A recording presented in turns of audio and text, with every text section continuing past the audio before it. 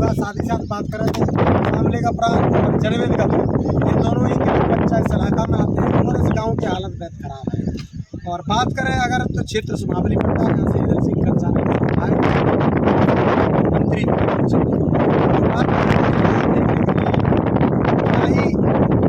घृणा का ही कारण लग रहा है, क्योंकि जो बरसात का मौसम इस प्रकार से प्रकृति ने घेर आया है, उसको देखकर लग रहा है कि फसलें खराब हुई हैं। माना जाता है, इसलिए यहाँ पर ज़्यादा से ज़्यादा सब्जियाँ बनी रहती हैं। अब सब्जियाँ बनी रहती हैं, सब्जियों में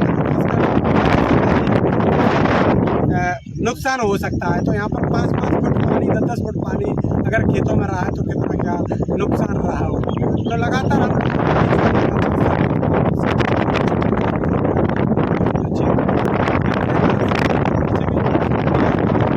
पगारा डैम है, यहाँ पर बड़ा डैम इस पगारा डैम में पानी नदी में छोड़ा जाता है, कुछ पानी में पड़ता है तो चारों तरफ से इकट्ठा होता है। तो यहाँ के जो 3 गाँव है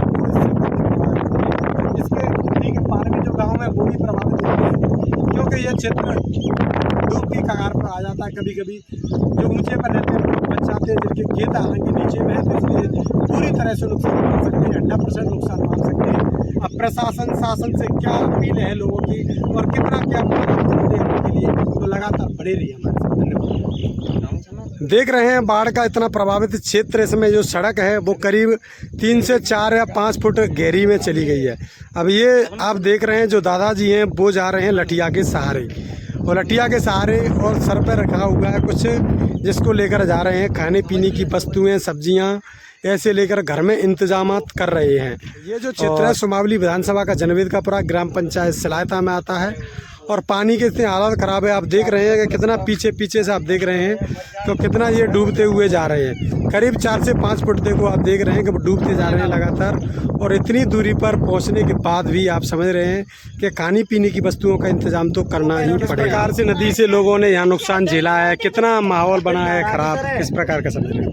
कह सकते हैं कि गांव में जल स्तर बढ़ने के कारण कई लोगों का करोड़ों का नुकसान हो चुका है, और कुछ लोग तो गांव छोड़ के भाग गए, कुछ लोग फंसे हुए, रास्ते चारों तरफ से घिरा हुआ है, लेकिन अधिक संख्या में ज़्यादा से ज़्यादा नुकसान हुआ है लोगों को।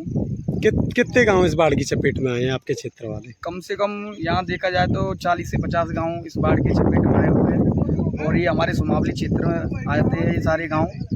और इधर पगारा डैम होने की वजह से ये सारी चीज़ें हुई हैं। इधर बहुत गांव प्रभावित हुए इस बाढ़ से, बहुत नुकसान हुआ है, लोगों को समस्याएं बहुत झेलनी पड़ रही हैं। कुछ वो लोग तो फंसे हुए हैं।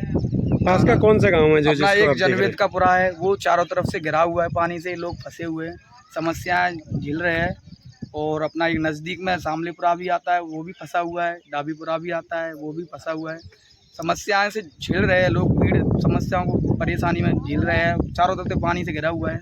कौन कौन सी फसलें मुख्य रूप से मानी जाती हैं? ज़्यादा तरह देखा जाए तो लोगों को यहाँ सब्जियों का क्षेत्र रहा है, तो किसानों की सारी सब्जी नष्ट हो गई, खाने के लिए कुछ भी नहीं रहा है, बाजरा भी नष्ट हो गया पूरी तरह से, बहुत नुकसान हुआ है। रात को सर्वे वाली टीम आई होगी, क्या कुछ कह के गई है? उन्होंने कुछ नहीं है, बस दूर से देख के चले गए, ना तो कोई प्रशासन ने ऐसा कुछ किया कि कोई मदद की है। सब लोगों ने अपना सुबह तक देखा है, लगे लड़े, रात तक देखते रहे, परेशानी में झूलते रहे, कुछ भी नहीं आया इधर कोई भी। खाने पीने के संसाधनों में क्या कुछ कमी आई है लोगों कुछ भी नहीं भेजा है प्रशासन ने, कुछ भी नहीं। इधर लोगों ने, किसी की लाइट नहीं है, बिजली नहीं है, कोई गैस वैस, सब लकड़ियाँ तमाम प्रकार से बैठे हुए, जो मिला है खाया है, नहीं है तो बैठे रहे भूखे। सारी चीज़ें इधर बड़ी गहरी